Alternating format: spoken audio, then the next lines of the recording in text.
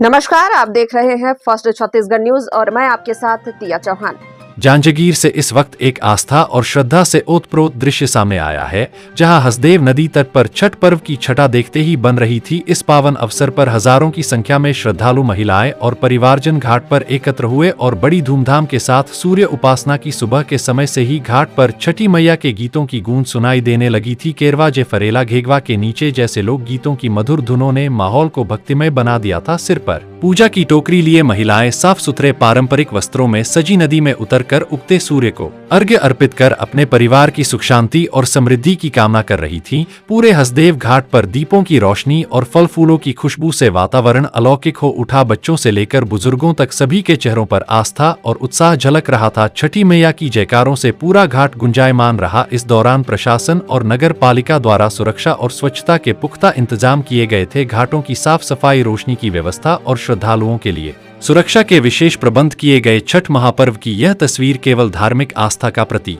नहीं बल्कि परिवार, संस्कृति और समाज को जोड़ने वाला उत्सव भी है। यह पर्व हमें प्रकृति और सूर्य देव के प्रति कृतज्ञता जताने की शिक्षा देता है। जांजगीर का हसदेव नदी तट आज आस्था, भक्ति और संस्कृति के संगम का साक्षी बना, जहां हर श्रद्धालु ने अपनी मनोकामना के साथ सूर्य देव को नमन किया और छठी मैया से सुख समृद्धि का आशीर्वाद मांगा। दीपक यादव, बिलासपुर संभाग ब्यूरो चीफ की रिपोर्ट। नाम प्रीति पांडे है, हम लोग गोरखपुर से हैं और छठ पर्व हमारा एक महत्वपूर्ण त्योहार है जिसकी महिमा हम अपने शब्दों में नहीं बयां कर सकते।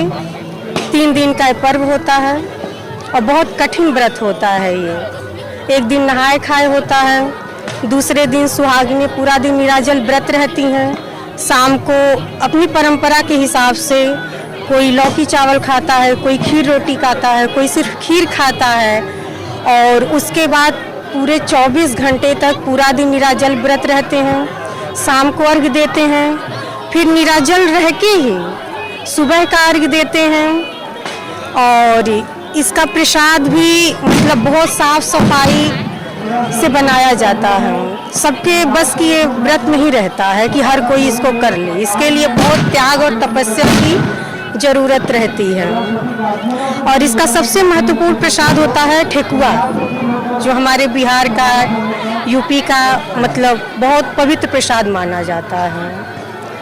और इस छठ पर्व की महानता इतनी है, इसकी महानता को मतलब माँ ने इतना सिद्ध किया है सूर्य भगवान ने कि अपने देश से निकल के ये विदेशों तक पहुँचा है और विदेशी भी इस त्योहार को बहुत श्रद्धा के साथ करते हैं। इसकी माता की महिमा अपरंपार है। छठी माता की, माता रानी सबका कल्याण करे, देश का कल्याण करे, विश्व का कल्याण करे और संग संग हमारा भी कल्याण करे। जय हो छठी माता। गाना तो बहुत सारे हैं। कांचे ही बांस के बहंगिया बहंगी लचकते जाए, बहंगी लचकते जाए।